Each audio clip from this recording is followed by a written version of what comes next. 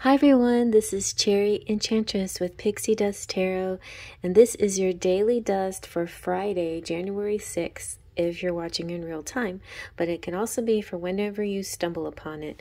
Well, Melanie Williams, my good friend over there on YouTube and TikTok, she does daily readings, and on TikTok she used the Tarot Illuminati. It's like, oh yeah, good idea, Melanie. So this is a beautiful, beautiful, beautiful deck. I really like it. I put it on my shelf because I had to make room for all my new stuff. But this one's a great deck. I even edged it a little bit in this gold that doesn't look too good. But oh my gosh, so you know, the backing is one of the best backings if you like a pick a card person. Really pretty. It's an amazing book and just a lot of detail, and this is designed in mind to symbolize a stained glass window, and it's dedicated from one brother to another, and I just think that's really special. All right, so let's give it a good shuffle.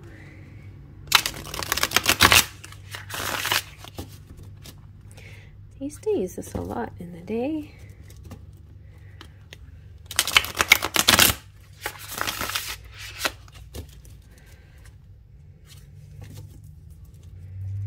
I might have to go back with some different pins. There's supposedly a new pin out there that really can get this looking like real gold, but we'll see. I have such a big collection of markers and pins trying to get that effect. All right, let's see what we have. We have Justice. Nice. This is a beautiful Justice card. Justice. Automatically, the first thing I always hear in Justice is a win in your favor. And here we have the two sides balanced, completely in balance. Sometimes we see the scales tipped in a different direction, but this is a good message because this means everything is coming into balance. And it's also about like what you feel they feel, what they feel you feel. We have the Five of Wands. This is a really fun Five of Wands. It's kind of like a mock battle. It can represent on any particular day. It can represent, you know, obstacles, struggle, strife, you know, just the little daily annoyances they have to deal with, especially with Mercury retrograde. But I also think it's kind of fun. It looks sort of like a game, like playing board games even. It could be like Dungeons and Dragons or something like that, like playing something. It could be video games. It could be sports outdoors. It could be, you know, lots of things like that.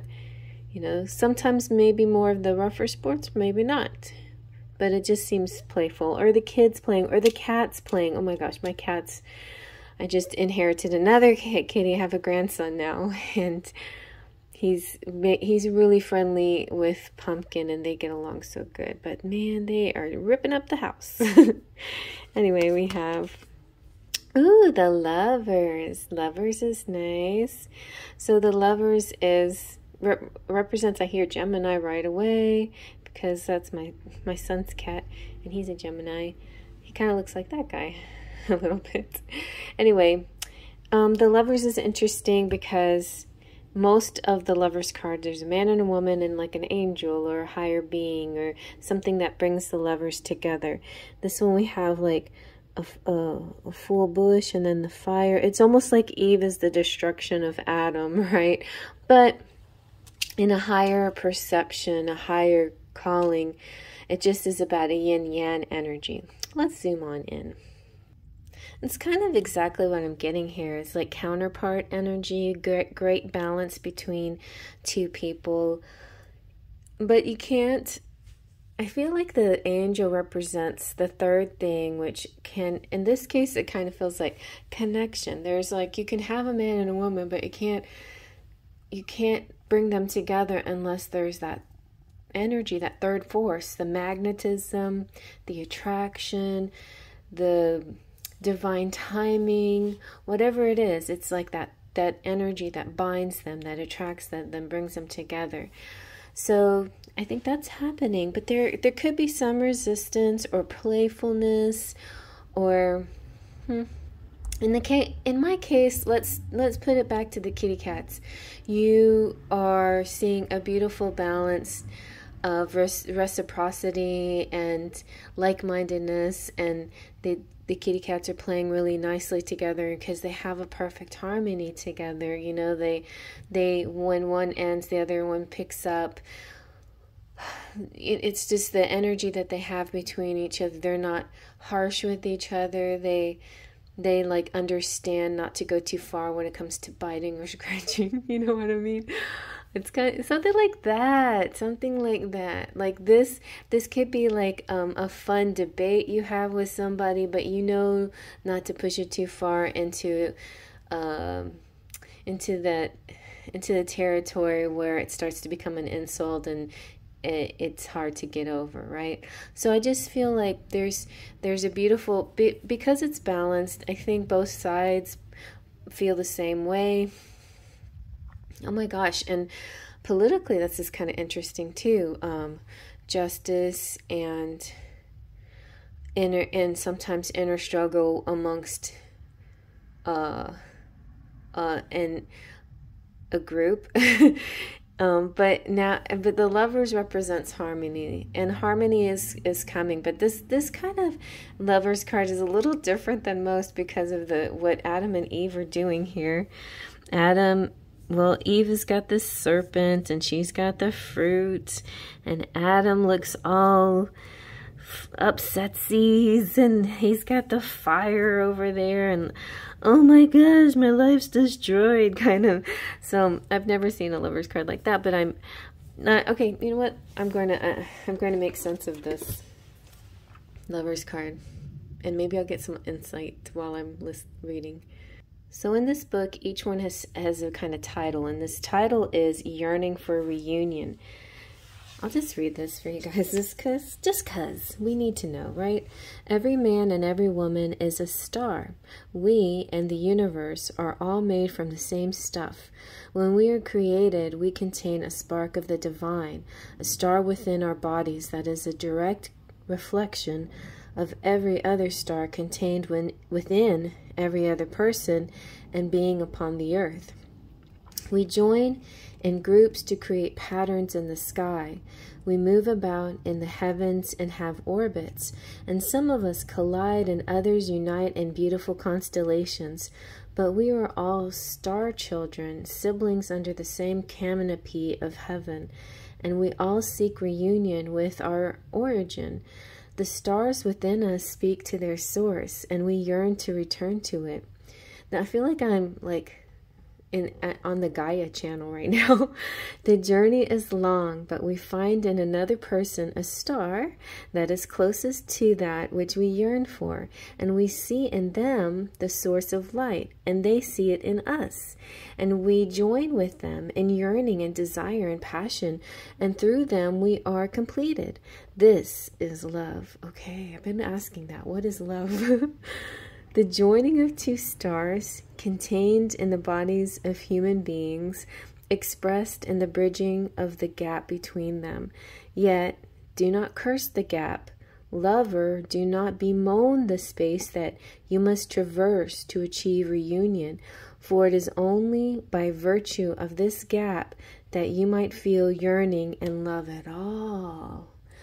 Oh, stars above. It's the separation phase of the twin flame is kind of what it sounds like to me. Or on a particular day when your person hasn't called you or texted you or said anything to you, and you start to feel the yearning, like you're like, what's up? Where are you? You know, on a day where you get a lot of communication, you almost get to the point of taking it for granted. You're like, oh, they're going to talk to me again. Or, yeah, I can blow them off for a few minutes because they're always there. Well, what if suddenly they're not always there? Then you think, uh-oh, you know. So you have to kind of see yourself in this. But I was watching Kino, and I thought it was really interesting. And it's true, I feel, for me and for lots of people, that we don't need to get our worth from the other person. Our self-worth is separate, and we have our own identity separate from the other person, although being with them does amplify our worth and our feelings and the good energy and the good vibes. But if you're dependent on them being around for your worth, that's called codependency. And there could be, I think I have a bit of an attachment situation, and I'm learning from that. And there is a time where you have to kind of see that for yourself too.